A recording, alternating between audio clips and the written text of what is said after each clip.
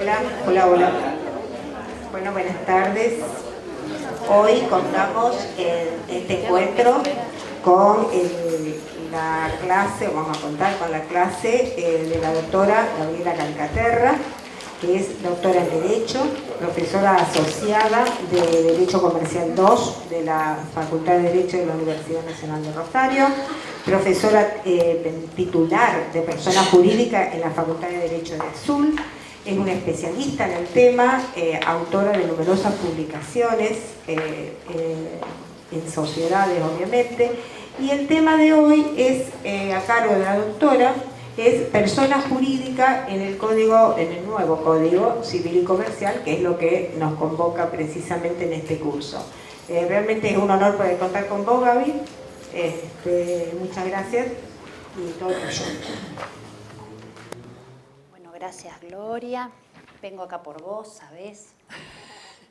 Porque mis dos compañeros de temas se han tomado los temas societarios, porque no deja de ser esto una sociedad machista, y ellos resolvieron dar los temas societarios, que en general son los que más interesan, pero no son los más importantes. Entonces yo, mansita con mi alma, dije, está bien, vamos a la parte de las personas jurídicas en el Código Civil y Comercial, y después veremos qué se aprovecha mejor, ¿sí?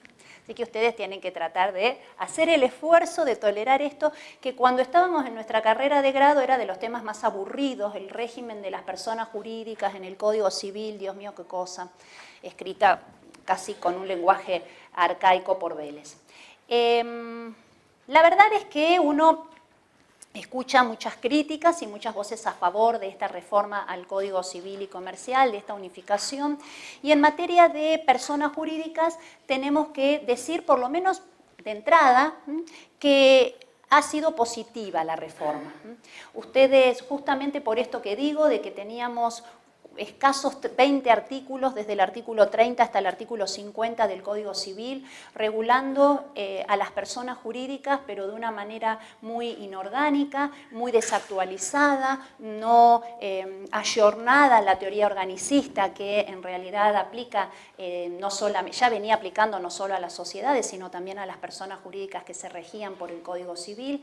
Y la verdad es que tenía soluciones más dirigidas a las personas jurídicas que requieren autorización del Estado para funcionar que a todas en general. De modo que el régimen, como vamos a analizar esta tarde, es mucho más armonioso, es mucho más coherente, es mucho más metódico y completo. De modo que ahora sí tenemos un nuevo desafío, que es el de estudiar realmente a las personas jurídicas a partir del régimen del Código Civil y Comercial. No teníamos este hábito. En general íbamos a la norma específica de cada tipo y hacíamos agua con las asociaciones civiles porque no tenían un régimen especial, y entonces siempre estábamos a la buena de Dios y esperando que podían resolver la autoridad de aplicación y qué precedentes jurisprudenciales podíamos utilizar y los usos y costumbres.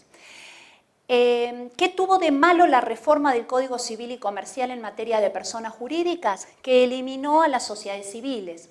Puede ser que algunos de ustedes hayan vivido toda su vida sin relacionarse con una sociedad civil, pero quienes de alguna manera tuvimos contacto con ellas sabemos que eran muy útiles, por ejemplo, para organizar la actividad entre profesionales, la actividad agropecuaria. ¿Cómo estás? Hola. La actividad agropecuaria, decía, la actividad entre profesionales, incluso la actividad de la construcción, que en algún momento se dejó más protagonismo al fideicomiso y que en los últimos años ya estaba volviendo a la forma de la sociedad civil, pero bueno, listo, quedó trunco. Se eliminó el régimen de las sociedades civiles, de modo que ya no podremos constituir una sociedad civil, tendríamos que encontrar un escribano realmente muy perdido para que labre la escritura pública constitutiva de una sociedad civil. ¿Qué pasa con las sociedades civiles que estaban constituidas? Bueno, seguramente lo habrán comentado, por lo menos rápidamente, con el doctor Raciati la semana pasada. Quedan, según la mayoría de la doctrina, incluso los autores del proyecto, dentro del régimen de las llamadas sociedades anómalas o sociedades informales o sociedades del capítulo cuarto, a las que en realidad la ley llama sociedades no constituidas de acuerdo a uno de los tipos previstos en el capítulo segundo y otros supuestos. ¡Qué horror! Bueno, ahí parece que también quedaron las sociedades civiles. Vamos entonces al nuevo régimen de las personas jurídicas. Ahora, a partir del artículo 141, nosotros tenemos una cantidad de secciones que regulan a las personas jurídicas. Lo primero que hace el Código Civil y Comercial es definir a las personas jurídicas. Acá no vamos a tener grandes cambios porque las define de una manera, si bien ahora metodológicamente ya no define a la persona humana junto con la persona jurídica, sino que define a la humana en el 22 y a la jurídica en el 141, lo cierto es que el contenido de esta definición es muy parecido al contenido que tenía el artículo 31, 32 del Código Civil. Es decir, que definimos a las personas jurídicas diciendo que son los entes a los cuales el ordenamiento jurídico les confiere aptitud para adquirir derechos y contraer obligaciones. Hasta ahí es lo mismo que sabemos. ¿Qué hizo? Agregó que son los entes a los cuales el ordenamiento jurídico les confiere aptitud para adquirir derechos y contraer obligaciones para el cumplimiento de su objeto y los fines de su creación. Nosotros no tenemos tiempo en este derrotero de la tarde de hoy para profundizar mucho el alcance de este agregado del artículo 141. Pero sí podemos resumirlo diciendo que no es lo mismo decir que son entes susceptibles de adquirir derechos y contraer obligaciones que decir que tienen aptitud para adquirir derechos y contraer obligaciones restringidos, limitados, encorsetados en el cumplimiento del objeto y los fines de su creación. Porque nos abre la puerta a una interpretación muy peligrosa que podría llevarnos a concluir en que las personas jurídicas solo tienen aptitud para adquirir derechos y contraer obligaciones, o sea, solo tienen capacidad para los fines o el cumplimiento de su objeto. Y si el objeto determina la capacidad de la persona jurídica y nos quedamos en esa interpretación, estaríamos retrocediendo muchos años en la construcción que la doctrina y la jurisprudencia fueron dando a la función del objeto. La mayoría de la doctrina, a pesar de las diferencias que puede haber todavía en el interior de la doctrina nacional, la mayoría de la doctrina, o la más relevante, o la doctrina internacional, entiende que el objeto determina la competencia del órgano de representación, pero no la capacidad del ente. Que el objeto determina el ámbito dentro del cual los representantes tienen la posibilidad de obligar a la persona jurídica, pero no que el objeto determina todo lo que la persona jurídica puede hacer, porque si nos quedamos en esa interpretación vamos a tener muchas dificultades para legitimar una decisión de cambio de objeto, por ejemplo. Luego continúa el código diciéndonos cuándo comienza la existencia de las personas jurídicas. Esto no lo decía el Código Civil, no nos decía cuándo empieza la existencia de las personas jurídicas, pero todos nosotros estamos de acuerdo en que las personas jurídicas comienzan su existencia desde la fecha de su constitución. Solo que a esto trae de la mano una discusión o una necesaria construcción con respecto a aquellas personas jurídicas que requieren autorización del Estado para funcionar. O sea, nosotros mantenemos en el Código Civil y Comercial aquella distinción que tenía el artículo 33 del Código Civil, en virtud de la cual hay personas jurídicas públicas, personas jurídicas privadas, y dentro de las privadas, algunas que requieren autorización del Estado para funcionar y otras que no la requieren. Estas que requieren autorización del Estado para funcionar, en el artículo 33 del Código Civil, estaban enunciadas como las asociaciones civiles y las fundaciones. Una deficiencia, a lo mejor lingüística, terminológica del código, es que no nos dice en ninguna parte cuáles son estas. O sea, hay que ir a cada tipo para enterarnos que son las asociaciones civiles cuando voy al régimen de las asociaciones y son las fundaciones cuando voy al régimen de las fundaciones. Pero ¿cuál es el punto? Si yo digo que hay personas jurídicas que requieren autorización del Estado para funcionar como tales, y tengo un artículo que dice que la persona jurídica nace desde su constitución, empiezo a dudar acerca de cuál es la función que en definitiva tiene la autoridad del Estado que les confiere la autorización para funcionar como personas jurídicas, si es que van a nacer desde la Constitución y no desde que esa autoridad les otorga la personería jurídica. Y entonces deja de ser un problema de cuándo empieza la existencia para pasar a ser un tema de desde cuándo producen efectos propios de ese tipo. Entonces, si ustedes ven, el artículo 142 dice que todas las personas jurídicas comienzan su existencia desde la fecha de su constitución y en los casos que se requiere autorización estatal, la persona jurídica no puede funcionar antes de obtenerla. Naciste pero no te podés mover, quieta. No tiene mucho sentido, es difícil de aceptar si pensamos que voy a constituir una asociación civil para prestar, qué sé yo, un trabajo, qué sé yo. Vamos a pensar en las asociaciones civiles más sencillas. Bueno, también la asociación civil tiene también este otro desafío, ¿no? Que a partir de la forma de asociación civil nosotros encaramos una serie de actividades completamente dispares en su organización, en sus efectos, en su objeto. Asociación civil es un club de fútbol que compra y vende jugadores por millones, y es la vecinal, y es una protectora de animales, y etcétera. Pero supongamos que vamos a la vecinal, ¿eh? Hemos constituido nuestra asociación civil vecinal y le vamos a decir, no, mira, hasta tanto nosotros nos tomemos el tiempo de ir a la Inspección General de Personas Jurídicas y presentar los papeles y que ellos se tomen el tiempo, 20 días por lo menos, de revisar los papeles y salgan las observaciones, nos volvamos a juntar y contestemos las observaciones, y todos esos meses que van pasando entre que el profesional no es el más dinámico, y vamos a ser francos, ¿no es cierto?, entre nosotros. Estamos todo el tiempo mirando a ver qué pasa con el expediente, por más que a ellos le decimos sí, que se nos salió, que justo que lo tengo en la cabeza, que me ocupo solo de eso. Pero también es porque uno necesita que la gente, ¿no es cierto? Aunque quisiéramos, si estuviéramos todo el día pensando, igual no hacemos nada porque la cosa no arranca, el trámite no va, están los paros. Bueno, todo eso, y quieta. O sea, no pueden hacer nada, ¿estamos? O sea, la gente que constituyó la vecinal por un tema de, qué sé yo, de seguridad, de poner el timbre que ponen, que después uno lo toca cuando se equivoca y todos los vecinos se enojan y termina haciendo otra grieta entre los vecinos que hacen sonar la alarma y los vecinos que no hacen sonar la alarma y están despiertos. Bueno, todo eso, evidentemente parece que no va a funcionar. O sea, es difícil que logre que una persona jurídica se me quede quieta, o las personas que representan a la persona jurídica no impulsen el cumplimiento de sus objetos, hasta tanto nosotros le avisemos que salió bendecida por la Inspección General de Personas Jurídicas. Pero esto parece que dice eso. Entonces yo tengo, por un lado, el respeto para la autoridad registral de que necesitan la autorización o la inscripción en la inspección, o sea, el registro y la aprobación para funcionar de la Inspección General de Personas Jurídicas, y por el otro lado, un artículo que me dice que nacen desde el día de su constitución. En el medio, ¿qué tenemos?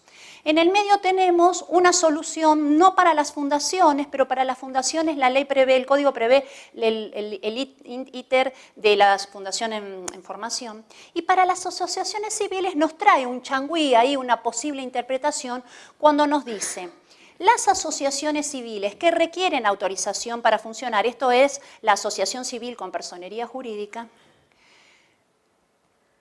hasta tanto no obtenga esa autorización, si funcionará como simple asociación.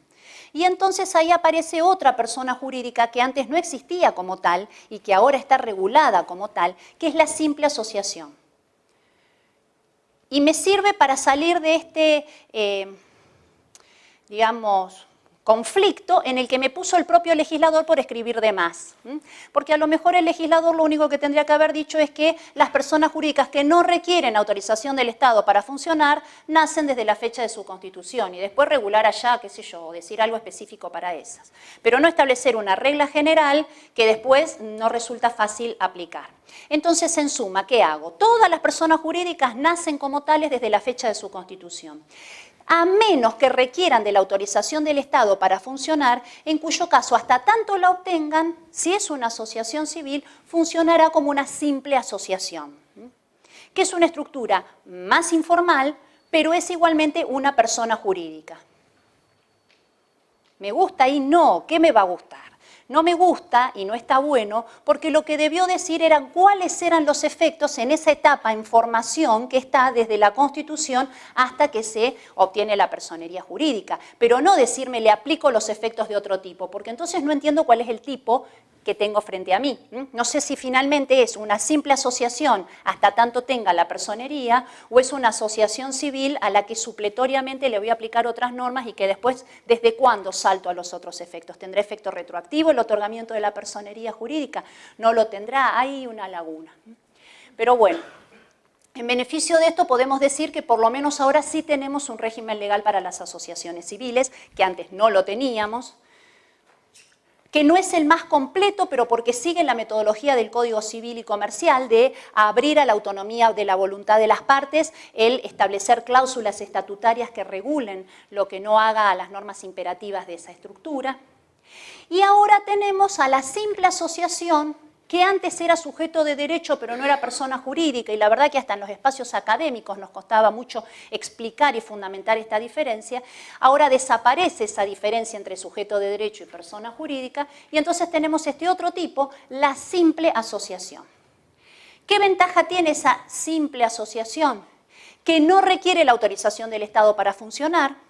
Por lo tanto, me deja un margen a la autonomía de la voluntad mucho mayor, porque no tengo que ir a discutir lo que a mí me parece que puedo poner y que no le gusta a la autoridad registral, porque no va a haber nadie que controle eso. Y que por otro lado es persona jurídica, y entonces me saca del viejo conflicto que tenían las asociaciones civiles que no lograban convencer al inspector de otorgarle la personería jurídica. Entonces, cuando yo tenía una asociación civil que por su objeto no convencía al inspector de que estaba dentro de las personas, digamos, de un objeto de bien común, no me daban la personería jurídica, me decían, funcione usted como simple asociación, y yo que le decía, sí, pero al funcionar como simple asociación no soy persona jurídica y no accedo a subsidios y no tengo la legitimación que necesito como ONG. Entonces, ahora, al ser sujeto de derecho, no cumple la función o la forma de persona jurídica, porque ya es persona jurídica, porque es un tipo distinto del de la simple asociación. ¿Se entiende? Tengo para mí que van a proliferar bastante ahora esas simples asociaciones. Son más fáciles. A ver, hay un régimen de responsabilidad un poquitito más complicado, por supuesto, por el lado de la responsabilidad. Sí, claro. Sí, todas las personas jurídicas pueden tramitar la quit, los contratos de colaboración pueden tramitar la quit, y cualquiera que tenga que pagar algo es bienvenido en la FIP y te dan una quit.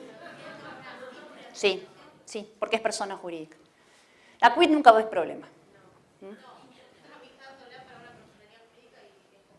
No, por eso, pero es complicado por el cumplimiento de los requisitos, pero no porque no tengas la posibilidad de acceder a. Sí, porque son son personas jurídicas y pueden ser titulares de bienes. Y pueden realizar actos y pueden facturar, en su caso, digamos. Sí. Lo que después van a tener que hacer es todo el trámite de exenciones impositivas, porque a veces no se terminan de hacer esos trámites y después terminan sin saber que son sujetos. Sí, impone. Algunos presumen que al tener la forma de fundación o de asociación civil están exentos del pago de los tributos a los que se puede acceder, a exenciones a las que se puede acceder después de un trámite. Bueno, eso no tenía nada que ver con lo que íbamos a decir acá, pero era la preocupación de... La gente se preocupa más por lo fiscal que por el contenido. Bueno, no me acuerdo dónde estaba, pero era algo así como que estábamos hablando de las personas jurídicas que requieren autorización del Estado para funcionar y las que no lo requieren. Dentro de las que no lo requieren, insisto, están las simples asociaciones que hoy por hoy tienen la posibilidad de ser miradas nuevamente como una opción a la hora de crear algún tipo de institución con un objeto de bien común que... en donde no haga falta o no se requiera o no se desee cumplir tantas formalidades. Bueno, después nos cuenta el código acerca de la personalidad diferenciada, de que la persona jurídica es un sujeto distinto de los miembros y que por lo tanto los actos que se imputen a la persona jurídica no se imputarán a los miembros y por ende la persona jurídica responde por sus obligaciones y de manera separada, diferenciada, lo harán los miembros. Esto lo sabemos. Esto lo sabemos y lo sabemos todos hasta el momento en que vamos a reclamarle algo a un ente insolvente. O sea, tenemos clara la separación patrimonial entre el sujeto y los miembros hasta que vamos a reclamar algo al sujeto y el sujeto, persona jurídica, no tiene fondos o bienes suficientes. Y en ese caso nos viene toda la confusión y empezamos a desparramar reclamos contra todos los miembros, contra los administradores, y ahí es donde por ahí hacemos un poquito de agua sobre cuál es el régimen legal aplicable en materia de responsabilidad de los miembros y de los administradores. La regla general del Código Civil y Comercial, porque no vamos a entrar en cada tipo, es que la persona jurídica es un ente distinto de los miembros y por lo tanto los acreedores de la persona jurídica deben ir contra el patrimonio de la persona jurídica y no de sus miembros, a menos que por el régimen de responsabilidad legal o convencional se hubieran obligado con ella. Y de la mano de esto viene algo muy interesante, de lo más novedoso que trae el Código Civil y Comercial en materia de personas jurídicas, que es el artículo 144.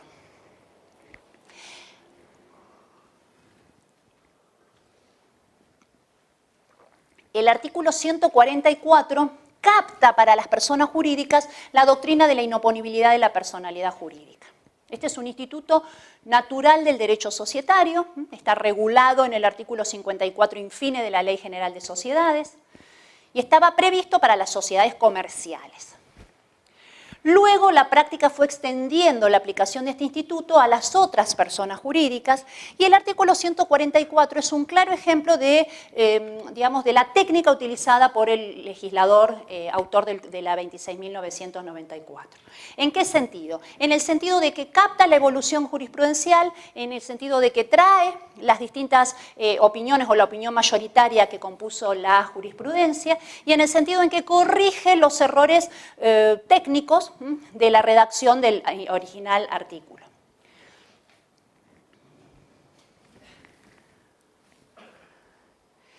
El artículo 144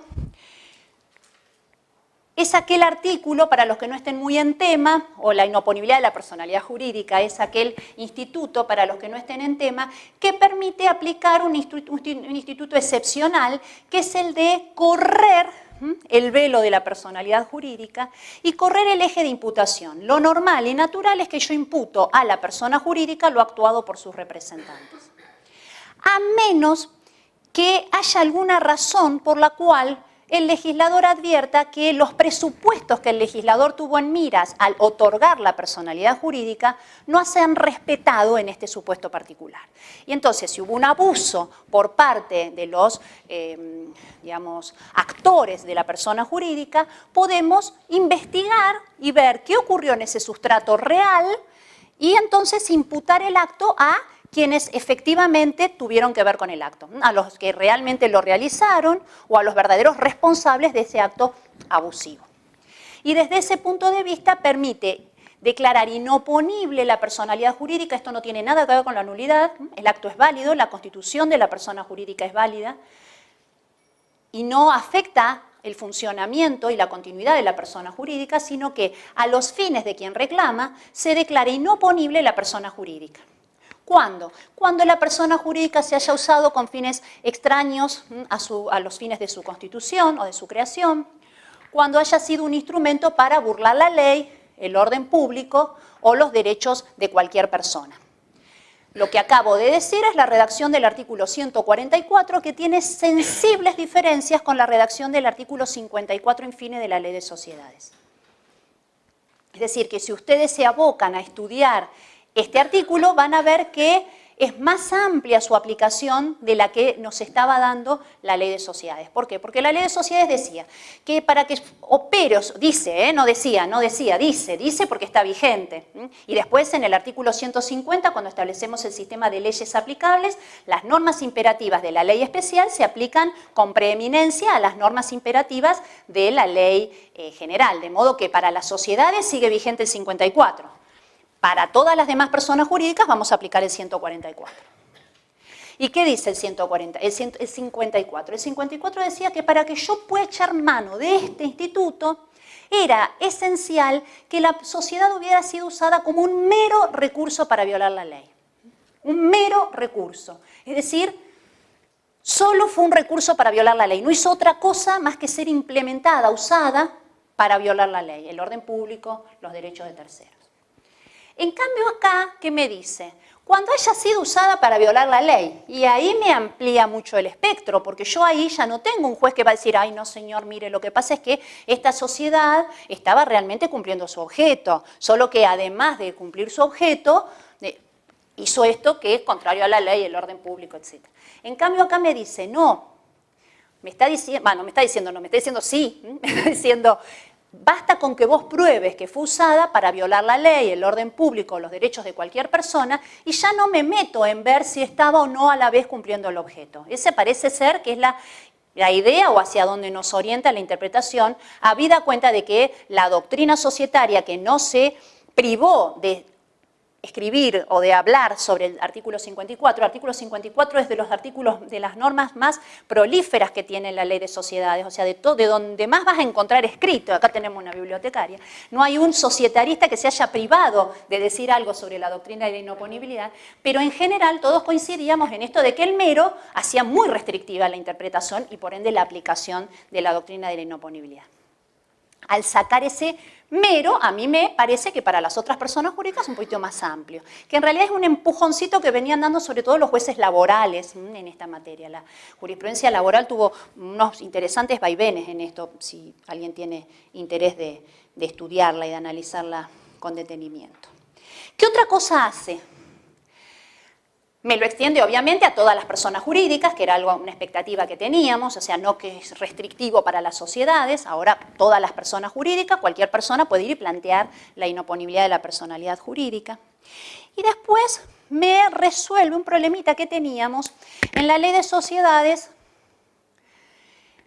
El artículo 54 lo que hace es alterar el régimen de imputación. Entonces dice, los actos se imputarán a los socios y partícipes que lo hicieron posible o que lo realizaron, quienes responderán por los daños y perjuicios o por los efectos de esos actos.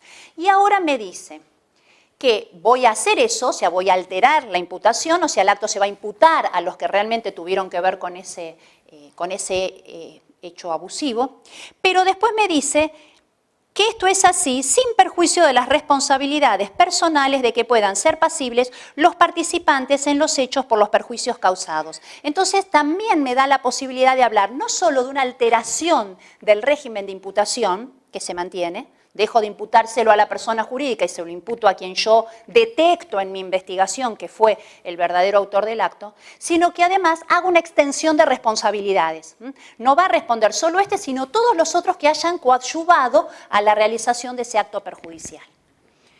Entonces, ¿qué logramos? Una interpretación más amplia al sacar la palabra mero, una aplicación más amplia, hacerlo extensivo a todas las personas jurídicas por el lugar donde está, el régimen de las personas jurídicas, y sumar al régimen de imputación de reimputación un régimen de extensión de responsabilidad. Sigue estando latente otro efecto que produce, que acá tampoco está, y es que no solamente tiene un efecto de imputar el acto a una persona y hacerla responsable, sino que tiene un efecto mucho más importante, esta teoría de la inoponibilidad, sobre todo lo ha tenido en la práctica societaria, que es el de habilitar una vía reipersecutoria, es decir, de permitir que se recuperen bienes, porque a ver, vamos a un supuesto y a un ejemplo. ¿Para qué usábamos nosotros? ¿Para qué usaba esa gente? Las sociedades. Las sociedades de familia solían ser una forma de que tenía el padre para repartir, violando el orden público sucesorio, los bienes hereditarios. Entonces constituía una sociedad con uno de los hijos, donde le daba a uno de los hijos una participación mayor, y cuando llegaba el momento de abrir la sucesión, los demás hijos se encontraban con que el acervo sucesorio estaba metido dentro de una sociedad en la que uno de los hermanos tenía una participación o mayor que la de ellos o directamente una participación sin que ellos la tuvieran. O en el régimen de familia, era muy habitual que alguien que estaba construyendo un patrimonio a partir de su esfuerzo profesional o personal entendiera que quien estaba en casa, al cuidado de los hijos, etcétera, no tenía los mismos derechos patrimoniales que él en este evento, y que al venir el divorcio la señora salía a ver dónde estaban los bienes que el marido había generado durante la sociedad conyugal, porque estaban metidos en sociedades y bueno, y ahí era más difícil recuperarlos. Entonces, ¿qué hacían? Decía, pero, ¿te acuerdan, cierto? Antes nos enojábamos nosotras, ahora creo que se están enojando ellos, porque esto todo tuvo un cambio. Generalmente el ejemplo era el padre y el marido, y ahora no sé si no estamos nosotras un poco más ayornadas. Cuando nos avivamos nosotros, ¿qué hicieron ellos? Nos cambiaron la norma, ¿vieron? Siempre vamos a la saga. No, pero en realidad, ¿qué pasaba con esto de la inoponibilidad? Era la manera que teníamos en un juicio sucesorio o en un juicio de divorcio de ir a denunciar que esas sociedades en realidad eran espacios en donde se habían volcado bienes para sustraerlos de la sociedad conyugal. ¿Qué quería la mujer? Que el marido respondiera, bueno, sí, las mujeres cuando nos dejan nos ponemos que queremos un montón de desgracia para el otro. Pero la verdad que lo que quería, o por lo menos el abogado de la mujer, que era el que tenía más claro el objeto de la pretensión, era recuperar los bienes, dárselo, y cuando ella ya tenga otro novio va a entender que el señor tenía derecho a hacer su vida, pero el patrimonio estaba recompuesto, ¿tá? Y lo mismo en lo sucesorio. Entonces, ¿qué buscábamos en lo sucesorio? Que vuelvan las hectáreas de campo a los hermanos o a las hermanas, y esto pasaba hace años, a los hermanos que habían sido excluidos de esa. Y no tanto resarcimientos, porque a veces, a ver, hablamos de resarcimiento, pero después nosotros cuando nos sentamos en el estudio tenemos que pensar cuál fue el daño real y concreto que se causó, porque sin daño no tengo posibilidad de reclamar resarcimientos. Y entonces ahí apuntábamos y ahí está lo más sustancioso, lo que más valor tiene. Entonces ahí no, eso todavía no está dicho ni en el 54 ni en el 144. Este tema de que al cambiar el régimen de imputación yo tengo derecho el reclamante tiene derecho a recuperar los bienes, pero esto sí es un efecto que se le da en la aplicación práctica de estas normas. De modo que ahora ya no podemos constituir más nada. En realidad, a ver, si lo estábamos haciendo para violar el orden público, familiar o sucesorio, sin duda esto va aplicado a las sociedades, simplemente porque al liquidarse la sociedad yo puedo recuperar los bienes de la sociedad en la liquidación de la sociedad y en la distribución y el pago de la cuota de liquidación. O sea, yo no voy a meter bienes en una asociación civil donde la norma no me permite luego repartir los bienes entre los asociados, ¿no? Sigue siendo todavía la estructura más apta para eso. Ojo, desde el punto de vista del derecho de familia o sucesorio, no desde el punto de vista fiscal, donde sabemos, por ahí tienen un atractivo especial las asociaciones civiles y sobre todo las fundaciones como forma de evadir el pago de algunas obligaciones. Entonces, bueno, ahora está todo más extendido. Eso es en esa primera sección. La segunda sección trae la clasificación. Bueno, se extienden un montón de artículos en algo que hacía muy bien el artículo 33. Si queremos criticarle, le podemos decir que para qué tantos artículos para decir lo mismo, pero es lo mismo. Nos agregan dos personas jurídicas nuevas. La simple asociación, de la que hablamos recién, y el consorcio de propiedad horizontal, que les parece a los realistas que es persona jurídica. Esa gente. Pero ellos están encantados con esto. Yo todavía no vi un solo administrador de edificio que se haya tomado esto en serio y que, por ejemplo, el mío, después de un año de vigencia del código, prácticamente está, no, más de un año, está ahora ocupado en que le han robado la plata de las expensas que mandaba a cobrar y entonces ahora se decidió abrir una cuenta bancaria para que hagamos transferencias y depósitos. O sea, ahí está, imagínense, a años luz de entender que tiene una cantidad de obligaciones y que debería constituir y darle forma a esa persona jurídica que es el consorcio de propiedad horizontal. Yo no sé si alguno de ustedes tiene algún administrador que haya encarado esto. Muy bien. ¿Quién te preguntó? ¿Un administrador o un vecino? Muy bien.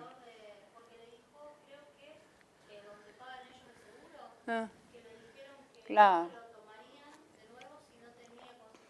Claro. Si no tuvieras un patrimonio, ¿no es cierto? Nos está interesando. Mira qué bien. No, pero alguien los avivó. No, está bien que haya alguien que los vaya despabilando. Bueno, sí, en realidad podés ir a la, a ver, no hay mucho, tenés todo esto que estamos diciendo que se le aplica porque es persona jurídica, pero después en la parte específica de propiedad horizontal, ahí te habla del consorcio de propiedad horizontal y de que tienen que tener, de que el reglamento tiene que prever el patrimonio propio, porque ahora son personas jurídicas y quienes responden y que el administrador responde como un administrador y ahora vamos a ver qué lindo. No, como son personas jurídicas, ellos, claro, lo que van a tener que hacer no es en la fiscalía, porque no tenemos por qué ir a la Inspección General de Personas Jurídicas, ahí vamos solo con las asociaciones civiles y las fundaciones. En el registro general, a lo mejor haya que modificar los reglamentos, se me ocurre, ¿no? Digo yo, porque si tienen que dotarlo de un patrimonio propio. Los escribanos chochos. ¿Viste que nunca están del todo contentos los escribanos? A mí ayer una me cuestionó, ¿qué fue lo que me cuestionó? Ah, sí, estábamos con este cambio, pero total, son todos temas que vienen con la reforma, nos interesan a todos, nos pasan los escribanos, a todos nos pasan los escribanos. Y estábamos con el tema de la aceptación de las ofertas de donación, viste que todo un tema ese, porque ya estaban. Bueno, y entonces me estaba explicando la escribana que a pesar del esfuerzo que yo estaba poniendo por convencer a alguien, que no puedo, de que si se había hecho la oferta de donación y se había muerto antes del 31 de julio, bien podríamos hoy ir a aceptarla pensando en que los efectos ya estaban producidos y todo eso, pero parece que no, tiene razón, marcha de precio. Entonces me dijo que el fundamento de eso, mirá qué cabeza tiene. Nosotros que vivimos diciendo que ellos hacen lobby, ¿no? Dice, el fundamento de eso fueron los abogados para tener más sucesiones. Y yo no los veo. Claro, no puedo ponerme en el lugar de qué abogado ha hecho lobby para que, encima que de sucesión hay cada vez menos. Ustedes vieron que prácticamente la escuela de derecho sucesorio ha quedado constituida en Rosario una persona. Y yo digo, ¿qué cosa, no? Claro, en Rosario una persona que es referente nacional, imagínate, ahora 4. Y no por nada, ella tiene todos los méritos, quiero decir, mi amiga, pero la verdad que queda un poco. Se extinguieron, porque con la muerte se ve que se ha ido muriendo también el derecho sucesorio. Qué sé yo. Y así que para los escribanos fue una manera nuestra de recuperar un espacio profesional. Bueno, está bien. Gracias. Bueno, el artículo 150. El artículo 150 es muy parecido a los que tenemos en materia de responsabilidad, o sea, es el que nos establece cuál es la prelación de las normas. A diferencia de los otros, ponen el mismo renglón y eso lleva a que después la doctrina debata acerca de si qué quisieron decir, en vez de poner en distintos incisos, poner en el mismo inciso. Yo creo que quisieron decir lo mismo, solo que le habrá quedado menos espacio en la hoja, o lo hizo un asesor que a lo mejor escribía de una manera distinta que el otro asesor que ponía en distinto inciso. Yo la verdad no les doy tanta entidad, digamos, tanta seriedad a cada cosa que ocurrió en esta reforma. Creo que fue una reforma que se hizo un poquitito apurado y fue una reforma cargada de asesores y de personas que tenían distintos digamos, perfiles en su formación, y creo también, y en esto me hago cargo de lo que digo, que se nota mucho una cuota muy fuerte de legisladores no tan apegados a la práctica, más teóricos que prácticos. Y entonces esto nos está llevando, claro, se hizo en la oficina, entonces nos está llevando ahora a decir, pero ¿cómo hago para aplicar esto? Pero pensaron los efectos de tener que aplicar esto, y bueno, y lo vemos, qué sé yo, en los conjuntos inmobiliarios, bueno, y lo vemos en una cantidad de institutos que ahora hay que remarla con ellos. Así que yo no creo tampoco que, digamos, de todos los méritos que tenía Vélez, que escribía a la luz de la vela, y con toda la doctrina extranjera y leyendo en distintos idiomas, estos muchachos con un montón de asesores y las computadoras y todo, ¿viste? Hicieron lo que pudieron. ¿Qué normas les vamos a aplicar a las personas jurídicas?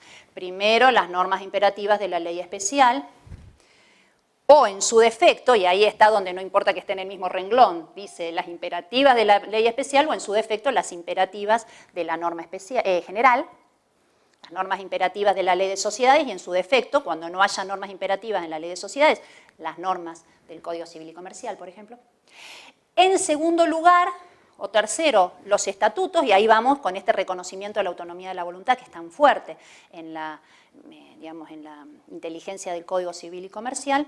Y por último, las normas supletorias de la ley especial y en su defecto, las normas supletorias de la ley general. Y un párrafo que se lo podrían haber ahorrado: las personas jurídicas privadas que se constituyen en el extranjero se rigen por lo dispuesto en la Ley General de Sociedades. Ustedes saben, seguramente lo vieron con el doctor Raciati la semana pasada, que de tantas cosas importantes que hizo la Ley 26.994, una fue cambiarle el nombre a la Ley de Sociedades. Y ahora no son más sociedades comerciales, son sociedades. Como no hay más sociedades civiles, sacamos la palabra comerciante, comerciales, y en registro público de comercio. El registro público de comercio es registro público. Y después, decí comercio suavecito, porque si no el que está con vos no sabe de qué registro público vos estás hablando, y esto a mí ya me pasó.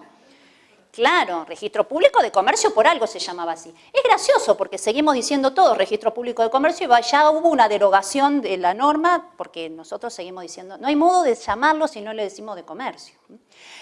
Bueno, a mí me pasó el año pasado Viste que apenas sale la reforma de la ley, sobre todo los que somos profesores de la facultad, tenemos esa cosa de ayornarnos. Y entonces yo ahí nomás largué en agosto a hablar, como decía la ley, porque ya hacía tanto que venía hablando del registro público, Entonces me puse a hablar con un colega de una ciudad del interior de la provincia, que el señor se dedica a trabajar, y no a tontear con qué dice la ley cuando no vale la pena. Y entonces el señor había terminado una sucesión, ¿no? Sucesión en comandita por acciones encima, si la cosa venía complicada. Y yo estudiaba en comandita por acción, pero tenemos como 5 o 6, y ¿viste? Yo digo, ¿por qué a nosotras? Cada vez que viene la comandita, digo, ¿cuándo terminamos con las encomanditas? Las transformamos enseguida, pero mientras tanto... Entonces era complicado la encomandita por acciones, porque hay que correr la cosa con la encomandita. Y entonces el hombre tenía que inscribir una cosa en el registro público de comercio. Había que inscribir una cosa porque tenía que ver con la sociedad. Pero claro, el señor había hecho una sucesión y era un abogado que se estaba haciendo eso. Entonces yo le pedía que inscribiera. Entonces el señor, cuando yo le mandaba tantos mails, no entendía, se ve que no me entendía, me llama, muy correcto. Y me dice, doctora, le estoy mandando el oficio que estoy por llevar al registro público, el oficio para inscribir en el registro. Bárbaro, le dije yo, gracias. Lo mirábamos. ¿Le parece bien? Sí, le digo yo, no, anda corrigiendo lo que usted puso, por favor, caballero. Y el señor entonces me dice, se lo mando para que lo inscriba en Rosario. Y ahí me llamó la atención porque el registro público de comercio, que era competente, no era de Rosario, porque este señor no era de acá, era de un... Yo digo, ¿este hombre dónde querrá escribir la cosa esta? Y entonces, claro, registro público, el hombre hablaba del registro de la propiedad, que la verdad se merece mucho más el registro público que el de comercio, si vamos a una cosa genérica.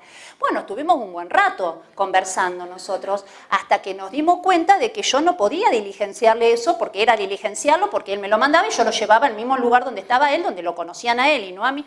Bueno, y ahí me di cuenta que en vano, innecesario. Y desde ese día no me animo más a decirle a la gente registro público haciéndome la canchera, pues me doy cuenta que la única que leyó ese artículo soy yo y los 4 o 5 que se dedican a lo mismo y además a nadie le sirve para nada y vos vas al registro público de comercio y sigue diciendo de comercio. Y los sellos y todo cuanto papel emite el registro público y gracias a Dios y que así sea. Entonces, bueno, ahora lo peor es esto, ¿no? Entonces le sacaron comercio y no son más sociedades comerciales, porque como no hay civiles, ahora son sociedades. Ay, bueno. Pero dice, lo grave es lo que dice, no como lo dice. Las personas jurídicas privadas que se constituyen en el extranjero se rigen por lo dispuesto, se rigen, ¿entienden? No dice en cuanto sea compatible o en caso de qué sé yo, de laguna, se rigen por lo dispuesto en la Ley General de Sociedades. Así que yo quiero ver al juez que le toque aplicarle la Ley General de Sociedades, que es la Ley de Sociedades Comerciales, eso se entiende un poco más que lo del registro, a las fundaciones, por ejemplo, o a las asociaciones civiles constituidas en el extranjero. Porque dice así, o sea, no dice que a las personas jurídicas privadas que se constituyen en el extranjero se rigen por la norma más afín o, qué sé yo, más idéntica o del mismo tipo o lo que sea. No, a cualquier persona jurídica constituida en el extranjero, yo a esa les voy a aplicar la Ley General de Sociedades. Chupate esa mandarina. Es tremendo. Vos decís, ¿qué estaban pensando? Y lo ponen ahí en el 150. Bueno, yo, gracias a Dios, jueza no soy, ni la intención tengo, así que no voy a ser yo lo que tenga que lidiar con esto. Si me conviene, lo voy a invocar, y si no me conviene, no lo voy a invocar como hacemos los abogados. Acto seguido dijeron, nos vamos a ocupar de los atributos. Ay, qué palabra importante, los atributos, dijeron, esto hay que trabajarlo. Era una omisión de Vélez, dijeron, ¿cómo no trabajó algunos atributos? Y salieron a corregir a Vélez, hay que tener cara. O sea, yo creo que uno puede mejorar, todo es mejorable, pero si Vélez no lo trabajó, vos no te tomás 5 minutos de insomnio y decís, ¿por qué Vélez no lo trabajó y todos estos años esto funcionó igual? No, esto tiene que cambiar. Entonces aparece un artículo 151 titulado El nombre. Hay una película francesa, un libro en realidad muy lindo, que genera la misma complicación que vamos a tener nosotros acá. Es prácticamente lo mismo. O sea que el nombre viene para complicarle la vida a la gente. La persona jurídica debe tener un nombre que la identifique como tal. ¡Qué gran frase! ¡Qué aporte a la ciencia jurídica! Con el aditamento indicativo de la forma jurídica adoptada. Muy bien. Y si está en liquidación, ponele que está en liquidación. Lo hubiesen dejado ahí y era lo mismo que la práctica y que el derecho societario nos había enseñado. Pero después no se quedaron conformes, dijeron vamos a regular esto del nombre. Y ustedes vieron que ya traía problema para las personas humanas esto del nombre y la regulación. Y lo abrieron porque ahora tenemos nombres indígenas y cosas, nombres de cosas. Y uno le pone más nombre ahora a los chicos que antes. Antes como que todos nos llamamos igual en mi época porque no había mucho nombre. El nombre, y un ejercicio yo siempre les pido que hagan, piensen un nombre que le pondrían a una persona jurídica, vos a tu consorcio. Un nombre a una persona jurídica. Piensen que no es solo la sociedad. La persona jurídica es una asociación civil, una fundación, un consorcio. Le vamos a poner un nombre. ¿Pensaron un nombre? ¿Pensaron un nombre? Ahora díganme si ese nombre encaja en esto. Debe satisfacer recaudos de veracidad. No me vayas a mentir con el nombre. Es como de boliche. Novedad. Encima novedoso. Yo les digo, yo me llamo Gabriela, como las 250.000 Gabriela que nacieron en mi año.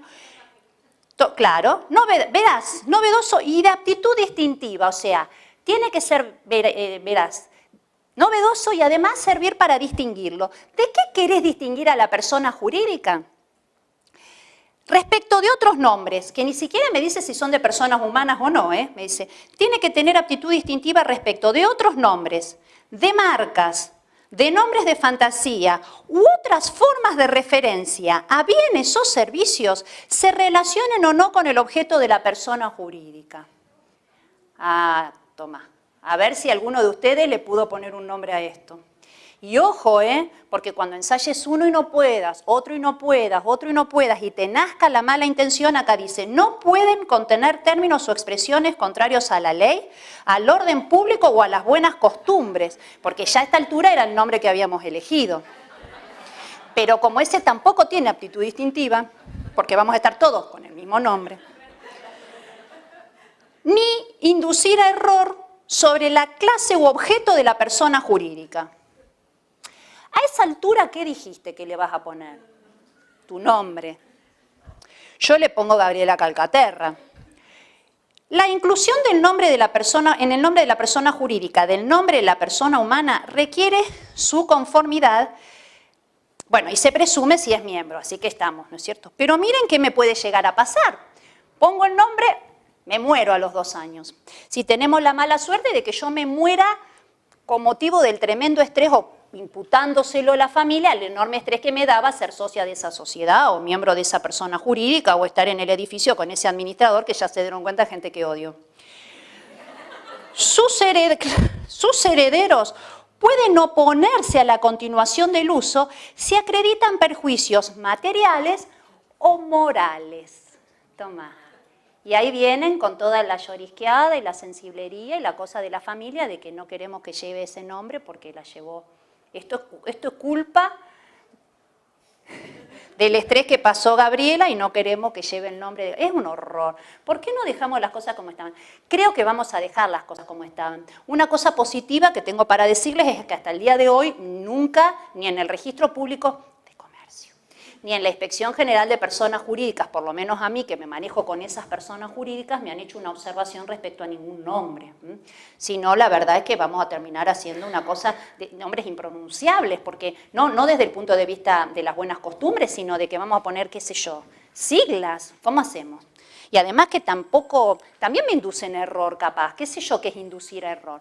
Bueno, evidentemente esta gente leyó la ley de marcas, le gustó mucho, es una ley bien construida, bien elaborada, con registros, con controles, con un sistema que no hay en esto, y en una ciudad, o por lo menos una provincia donde ni siquiera podemos controlar la homonimia, nosotros tenemos que salir a controlar esto. Que a nadie se le ocurra en su cabeza de registrador o de autoridad de control decir, acredite que el nombre cumple estos recaudos porque nos mata. Por lo menos que salgan ellos a decirnos dónde no lo cumple y lo corregimos y ahí entra y sale el expediente como hacemos siempre. Bueno, el nombre.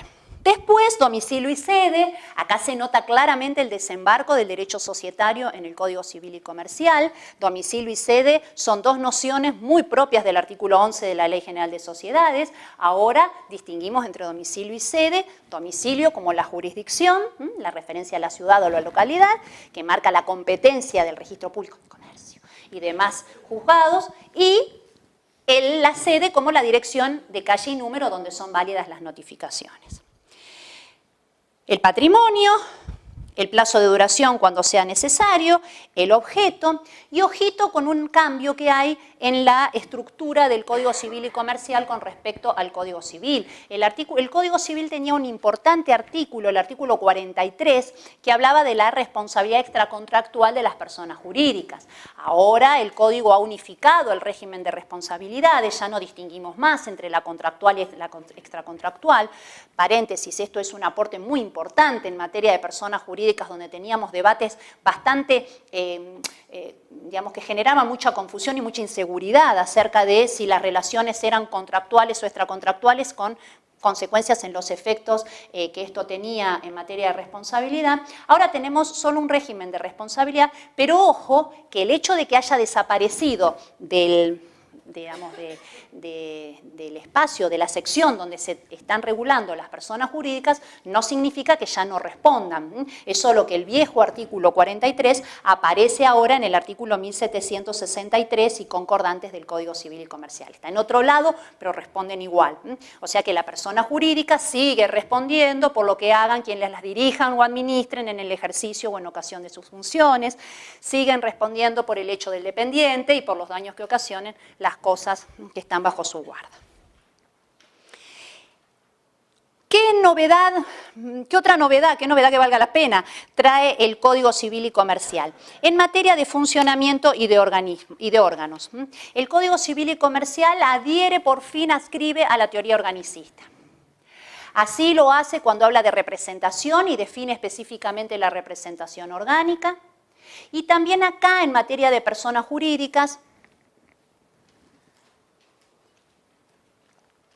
cuando nos habla del gobierno, administración y fiscalización y nos dicen que los estatutos deberán contener normas sobre gobierno, administración y en su caso fiscalización de las personas jurídicas. Y después trata un par de temas que habían sido por mucho tiempo esos temas que interesan a la doctrina societaria, que son el de las reuniones a distancia y el de la autoconvocatoria del órgano de gobierno. Vamos con el primero, el de las reuniones a distancia. En materia societaria, sobre todo societaria, siempre fue, o de mucho tiempo fue una preocupación, esto de legitimar cada vez que va, a medida que avanzan los medios tecnológicos, no fue histórico, no fue una preocupación de Vélez, pero sí a medida que los medios tecnológicos se fueron imponiendo. Siempre fue una preocupación o un interés de aceptar la validez de las reuniones del órgano de administración celebradas a distancia. Es decir, no exigir, no mantener la exigencia de la presencia física de todos los miembros del órgano de administración, cuando se piensa que los miembros del órgano de administración, en una empresa más o menos dinámica y activa, son personas que se mueven mucho, que se desplazan mucho y que a veces eso dificulta la efectiva celebración de las reuniones. Entonces empezamos a decir hace muchos años ya, 15, que por qué no se incluía la posibilidad de celebrar reuniones a distancia, a través de medios tecnológicos que aseguren la efectiva participación, el conocimiento de las personas, la identidad, etc. Así es como en el año 2001 ya, tomado esto del derecho comparado, salió el decreto 677 del 2001 para las sociedades abiertas que permite las reuniones a distancia. O sea, esto ya estaba regulado para las sociedades abiertas. Para las sociedades cerradas no estaba regulado. Y si bien es cierto que todos decimos, che, también podría aplicarse esto para las asambleas, o sea, para el órgano de gobierno, entendemos, ¿no? El órgano de gobierno es la asamblea, el órgano de administración es el directorio, la comisión directiva, el consejo de administración, según de qué persona hablemos. Entonces decíamos, estaría bueno también para las asambleas, pero la preocupación en general apuntaba más a las otras.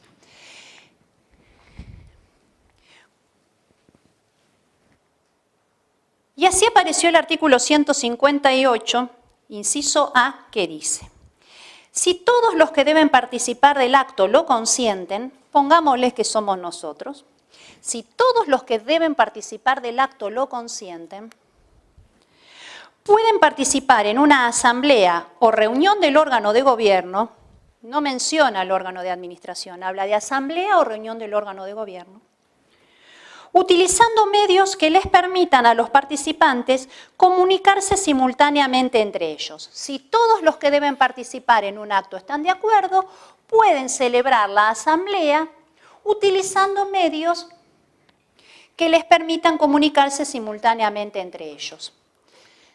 De tal suerte que si ustedes hubiesen ya tenido un grupo de WhatsApp, porque hace unos varios meses que están acá viniendo al curso juntos, y si hubiesen estado mandando mensajitos, como la mayoría de ustedes ya ha hecho a lo largo de este momento que están compartiendo conmigo, porque uno no resiste el mirar el teléfono y contestar el mensajito, y a lo mejor se lo estuvieron mandando entre ustedes. Ya tengo uno que sigue. Sí, y hacelo. Ah, muy bien. Eso también me ha pasado en clase, cuando he dicho, a ver, presionar, y me han puesto una tapa diciéndome, doctora, yo estoy leyendo el código. Y ahí se terminó esta iniciativa mía de me apagan los teléfonos, falta de respeto, en el grado, ¿viste? Bueno, se terminó, ahora todos tenemos el teléfono, yo miro el teléfono, y bueno, qué sé yo, algún día si alguien me llama saldré a hablar porque total, ¿qué va a ser? Qué sé yo, puede ser la Kemmermacher que me viene a decir cómo se interpreta el artículo. Me estaba escuchando online y entonces me dice Aida cómo yo tengo que interpretar o transmitirles a ustedes lo que quisieron poner ellos en un artículo, no es que estoy hablando por teléfono. Bueno, como sea, a ver, estamos de acuerdo en que acá no dice lo que parecía que decía. No dicen medios que garanticen o que permitan la no presencia física de alguno de los involucrados. No lo abre al órgano de administración, lo deja para el órgano de gobierno. Yo tengo para mí que se olvidaron, que no hubo un razonamiento, así una reflexión tan profunda de decir esto es sí. El todos es la unanimidad de los que deben participar. O sea, si todos los que... No, de los que deben, o sea, deben... ¿Es todos los que deben? Ponele. No, pero el tema no es que estén presentes, sino que estén de acuerdo. Sí, es unanimidad. No, sí, porque podrías preverlo en el estatuto. O sea, vos podrías prever en el estatuto que en esta sociedad se admiten las reuniones a distancia. Yo lo que haría... Claro.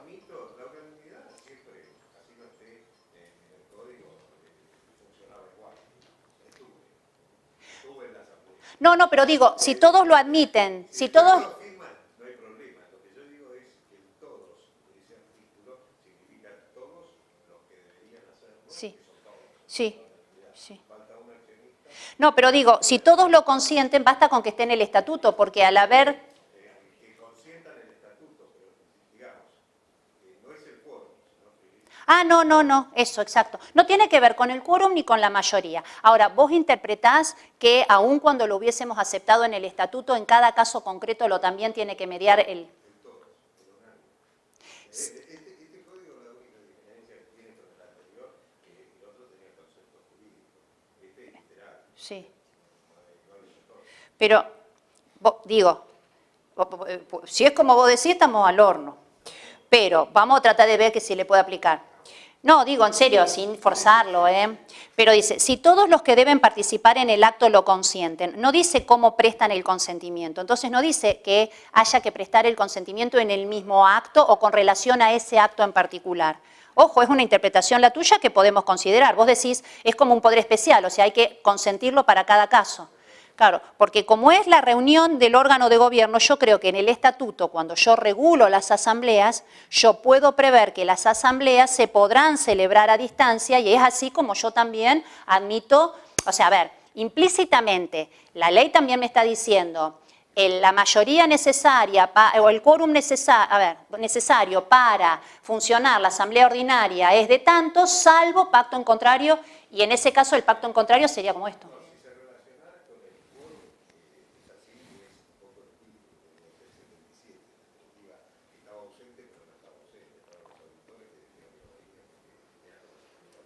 Sí, sí. Esto me da más la impresión que hacia la voluntad. O sea, que todos, si lo interpretamos como el quórum, entonces estaría bien. O sea, yo genero el quórum de la asamblea incluso con los ausentes. Entonces ahí sería todos los que podrían estar. No, yo creo que con respecto al consentimiento, o sea, es más fácil, o sea, el consentimiento está prestado desde el momento en que adquirí la condición de accionista. O sea, yo consiento el estatuto, consiento el reglamento y por lo tanto me rijo por esa norma que permite que las reuniones se hagan a distancia. Esa sería la interpretación. No, claro, en general, como forma de organizar el funcionamiento del órgano de gobierno. Porque si no, no tiene mucho sentido. Si no, tendrían que ser asambleas donde todos estén presentes, aunque no se tome la una... Sí, discúlpame. Yo lo he interpretado como el doctor, pero o sea, que es por evento, o sea, por asamblea. Claro. El tema es que no estoy tratando de pensar, por ejemplo, cómo se hace para en una sociedad anónima para reemplazar el registro de asistencia, que muchas veces para distintos trámites, para distintos casos te piden ese registro de asistencia.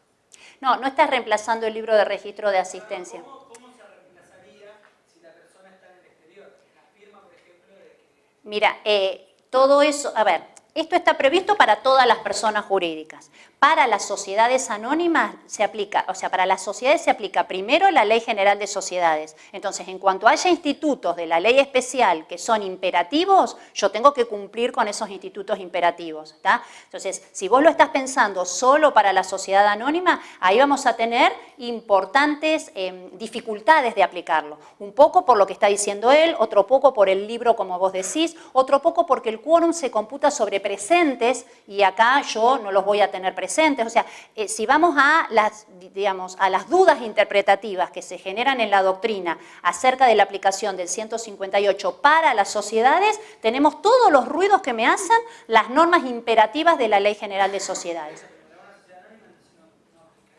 No sé, pareciera como que hace ruido y eso es una dificultad más. Ahora, yo estoy hablando de las personas jurídicas en general, entonces en una asociación civil yo podría aplicarlo, ¿está? O sea, yo lo estoy hablando para las personas jurídicas en general. En las sociedades tenemos esa dificultad extra, que las normas, incluso la otra, digamos, el otro planteo que está haciendo la doctrina, o que hacemos cuando pensamos, que es lo que estás haciendo vos, ustedes, todos, pero lo estás planteando vos en voz alta, es el tema de, con las sociedades anónimas es el problema. O sea, no con todas las sociedades. En una SRL yo no tengo la misma dificultad. En una anónima tengo esa dificultad. Porque al no llevar libros de registro, etcétera, ¿está? O sea, donde más complicado va a ser es ahí. ¿Qué tengo para mí? Tengo para mí que yo lo incluiría dentro del estatuto. O sea, yo utilizaría esta pauta general, orientadora, que abre a la autonomía de la voluntad y regularía dentro del estatuto de la anónima sin tocar las normas imperativas de la ley, de las sociedades anónimas, porque no me lo van a inscribir. Porque cuando yo toque una norma imperativa de la ley de sociedades, por muy creativa que yo quiera hacer, me lo bochan en la inspección y me lo bochan en el registro. No va a pasar desapercibido porque va a haber otro que lo piense. Pero a lo mejor adaptando se puede. Acá lo que dice es que el acta tiene que ser suscrita por el presidente y otro administrador, indicándose la modalidad adoptada y debiendo guardar las constancias de acuerdo al medio utilizado. Es probable que vos puedas permitirte decir que vas a aplicar el 158 en una anónima y que en ese caso se sustituye la firma del libro de registro de asistencia por un acta celebrada por ellos donde se deje constancia, por ejemplo. Y ahí habrá que ver si en la práctica nos dejan hacer esa sustitución. ¿Me entendés? O sea, lo que daría certeza de que estuviste no es que vos pasaste y firmaste un libro de actas, un libro de registro, sino que alguien, funcionario de la sociedad, registra esa asistencia o esa participación a través del otro medio, por ejemplo.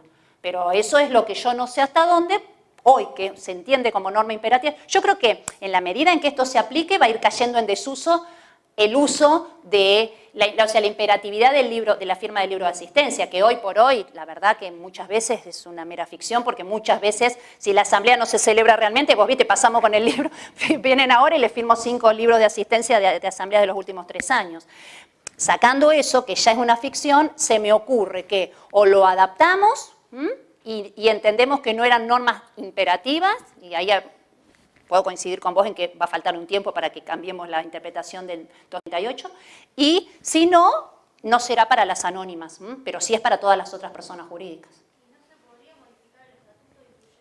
Sí, pero lo que él está diciendo es que aún, yo sugiero eso, pero aún cuando yo lo incluya en el estatuto, a tu compañero le está haciendo ruido algunas normas que son imperativas y que por lo tanto no se pueden superar, como la asistencia. O sea, la pregunta es, ¿yo puedo sustituir la firma del libro de registro de asistencias por el acta que celebre el administrador y el órgano de fiscalización dejando constancia de que estamos? No sé, hasta hoy yo no puedo hacer que un escribano le abra un acta diciendo que estamos, si el libro no está firmado, el acta del escribano no lo acredita, por ejemplo. Pero bueno, acá parece que me deja abierta esa puerta. Pero ojo con el sistema de compatibilidad de las normas. O sea, las normas imperativas de la ley especial se aplican por encima de las normas supletorias de la ley general, que sería acá. O sea, estamos lejos. E incluso se aplican por encima de la autonomía de la voluntad. O sea, yo con la autonomía de la voluntad puedo acercar la norma supletoria, pero sin romper con la norma imperativa. Lo que pasa es que también hay una cuestión filosófica, o sea, las normas imperativas es lo mismo que la idea de orden público, o sea, la noción de orden público y qué está dentro o fuera del orden público es una noción que cambia con el tiempo también. Entonces, a lo mejor la idea de norma imperativa puede ir relajándose, pero... Aparte dice otra cosa también difícil en la práctica, porque dice por el presidente y otro administrador. Es claro que están pensando en general en las personas jurídicas. O sea, yo en una asociación civil siempre voy a tener al presidente y otro administrador. En la fundación también, en una sociedad posiblemente no. En una SRL no tengo ni presidente. O sea, la terminología que usa... Otra vez, casi volviendo al sistema del Código Civil, es inapropiada para ser aplicable a todas las personas jurídicas, ¿sí? Pero nos cuesta un poco. A ver, ¿por qué nos cuesta un poco? Porque en general la cabeza se nos va al ejemplo de la anónima. Que no está mal, porque si yo lo que quiero es ver cómo funciona esto en el régimen de las sociedades anónimas, tengo que pensarlo desde ahí, pero si lo estoy mirando como régimen general, lo tengo que pensar como ejemplo a las otras en donde sí es viable. Lo que más inviable lo hace es el hecho de que no está, a mi juicio, más allá de las cuestiones puntuales, si lo leemos todo tampoco es claro. O sea, por sí solo no es autosuficiente este inciso. O sea, esta norma no es autosuficiente por sí sola para que nosotros podamos llevarla a la práctica de cualquier persona jurídica. Entiendo que deberíamos trabajarla e incluirla en los estatutos donde sea compatible incluirlos. Y el otro es el de la autoconvocatoria, y esto es un tema también que ya no tenemos tiempo de debatir, pero bueno, la práctica ya había llevado a esto, aún en las sociedades anónimas, o sea, al hecho de que si estamos todos de acuerdo podemos tomar la decisión. La norma del inciso B del artículo 158 es sensiblemente distinta a la del artículo 238 de la Ley General de Sociedades, 237.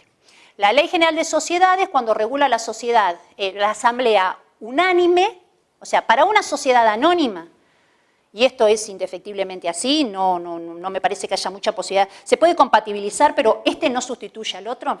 En una sociedad anónima, para que yo pueda salirme del orden del día y de la convocatoria a la asamblea, es necesario que la asamblea sea unánime.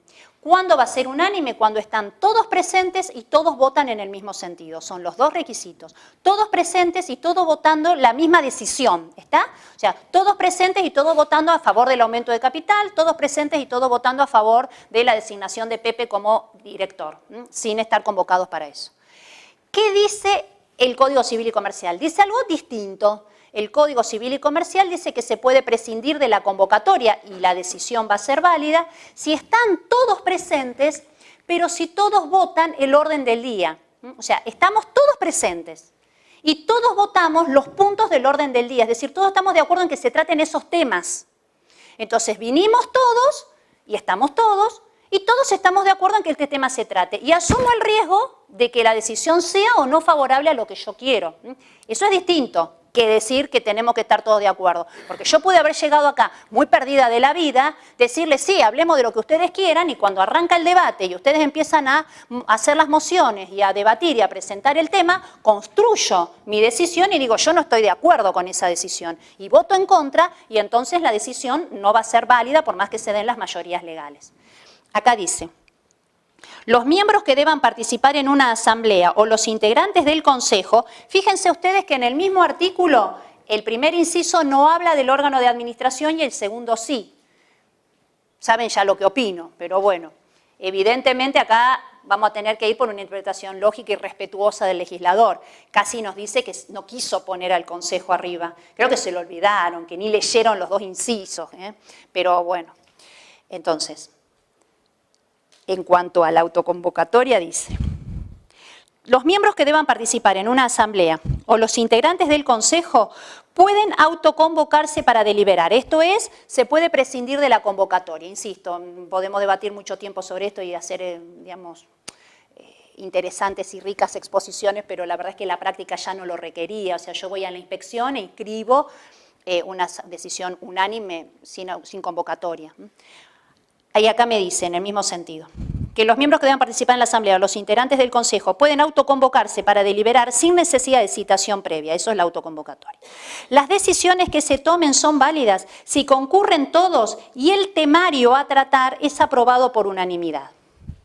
El temario a tratar es aprobado por unanimidad. Entonces ahí es donde la doctrina ha entendido que son los temas a tratar.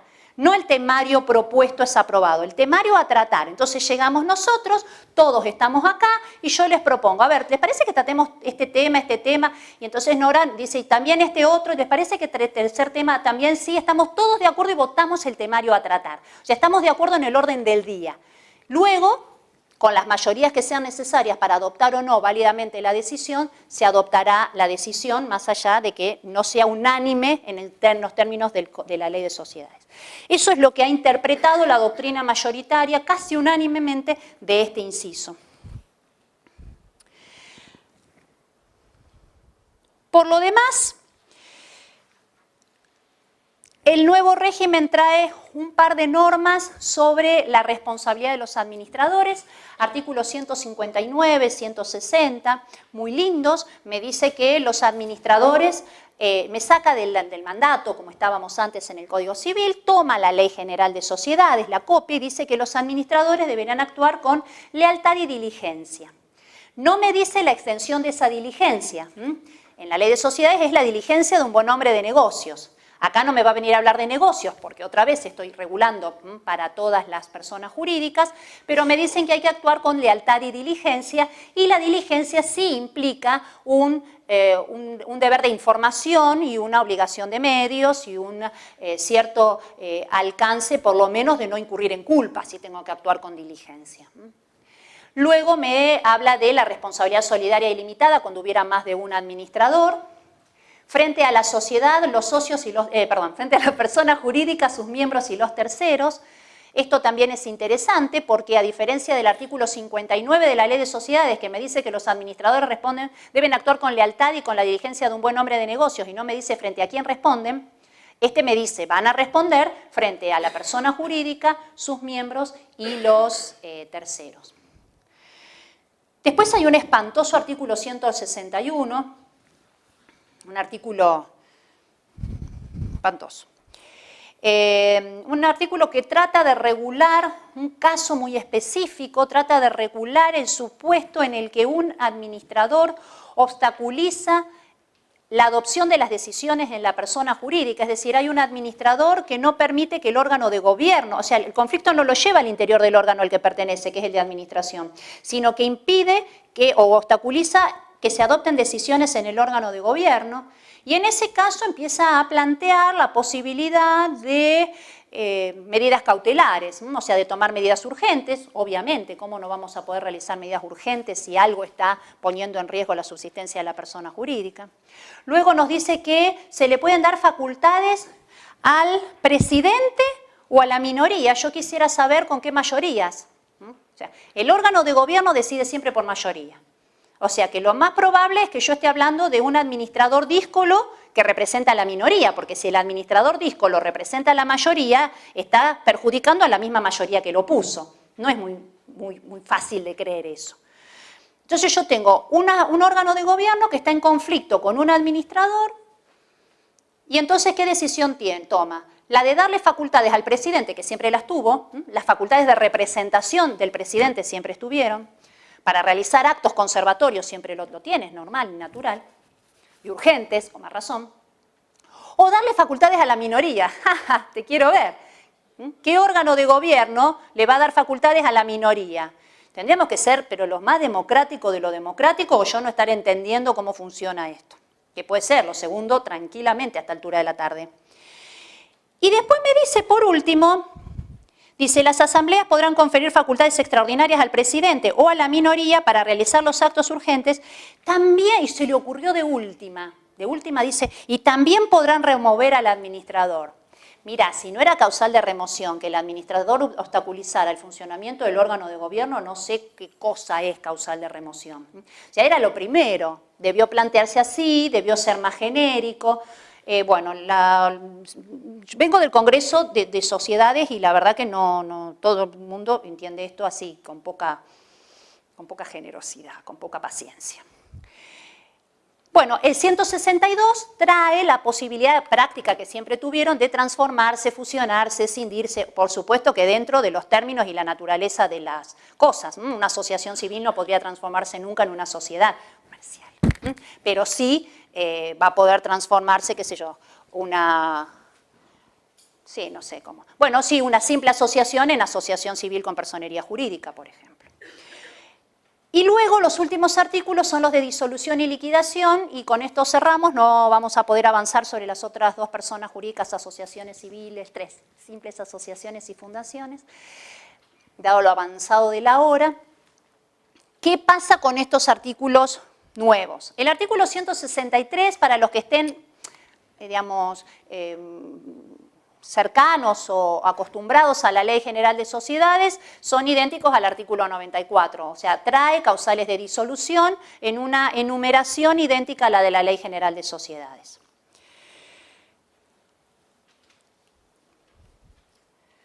Solamente hay una que varía, bueno, por supuesto que la terminología está adaptada a las personas jurídicas en general, entonces acá no hablamos de capital sino de patrimonio, cuando hablamos del agotamiento de los bienes destinados a sostenerla. O sea, la pérdida de capital social es causal de disolución en las sociedades y aquí el término es más genérico, es el agotamiento de los bienes destinados a sostenerla. Es la despatrimonialización completa de la persona jurídica o la...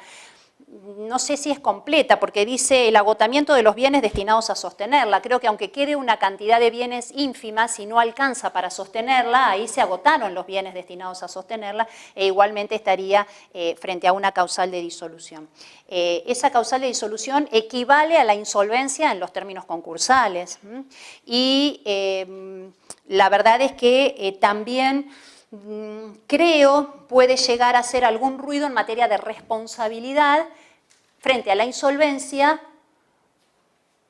porque plantea la misma solución que tiene la Ley General de Sociedades, en el sentido de que, ocurrida una causal de disolución, nosotros podemos revertir los efectos de esa causal de disolución, reconduciendo a la sociedad. El término reconducción que utiliza el artículo 166 es mucho más amplio que el que utiliza el artículo 95 de la Ley de Sociedades. La Ley de Sociedades dice reconducción solo para el caso de plazo vencido, y ahí se puede reconducir. Acá es para el caso de haber ocurrido cualquier causal de disolución, no solamente el vencimiento del plazo. Entonces, ocurrida una causal de disolución, se puede reconducir, es decir, se pueden revertir los efectos de esa causal y mantener viva la persona jurídica.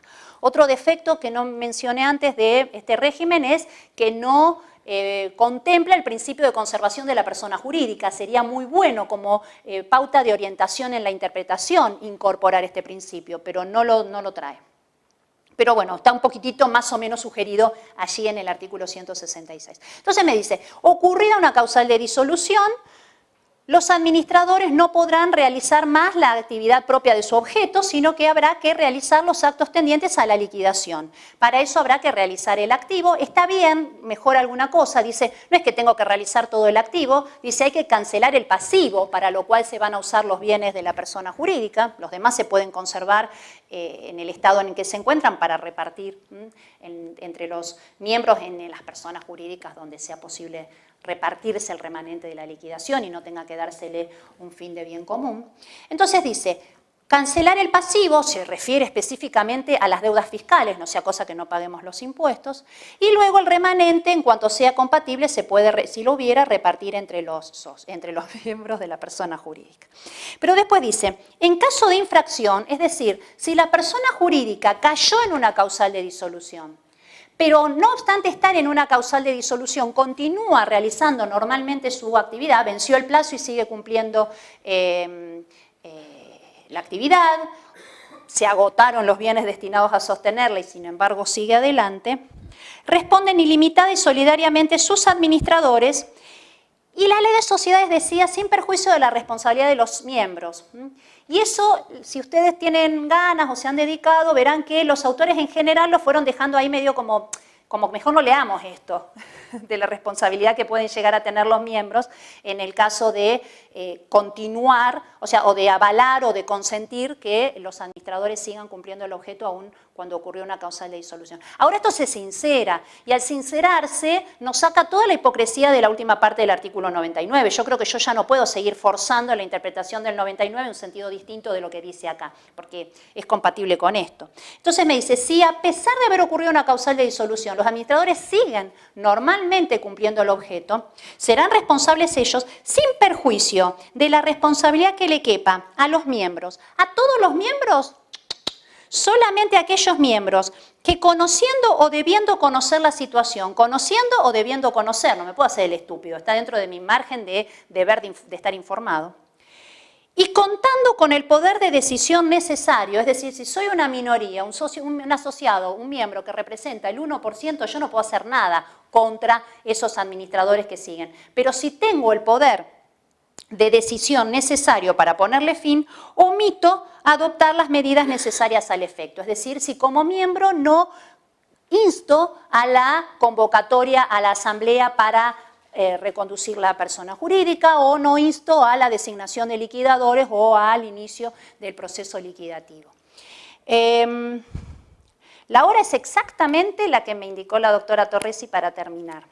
Yo doy por terminada mi exposición aquí y los libero a los que ya necesiten volver a sus hogares o a su vida normal, y quedo a disposición de los otros si quieren hacerme algún comentario, corrección, pregunta, lo que sea, con respeto. Bueno, muchísimas gracias. Hasta luego.